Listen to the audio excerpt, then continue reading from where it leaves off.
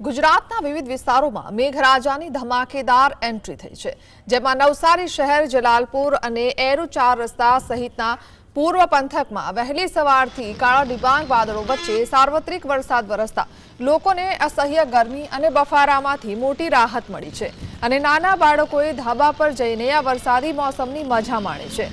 બીજી તરફ અમરેલી જિલ્લાના રાજુલા અને જાફરાબાદ પંથક સહિત ટીબી, નાગેશ્રી, હેમાળ અને વઢેરા જેવા ગ્રામ્ય વિસ્તારોમાં ધોધમાર વરસાદ તૂટી પડતા માર્ગો પર પાણી વહેતા થયા છે, જે ખરીફ પાક માટે અમૃત સમાન સાબિત થતા ધરતીપુત્રોમાં ભારે ખુશીનો માહોલ જોવા મળી રહ્યો છે।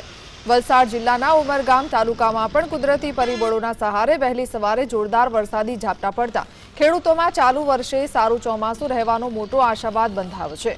જો કે આ આહલાદક વાતાવરણ વચ્ચે સુરતના પર્વત ગામ વિસ્તારમાં પહેલા વરસાદે પાલિકાની પ્રી મોન્સૂન કામગીરીના પોકળ દાવાઓની પોલ ખોલી નાખી છે।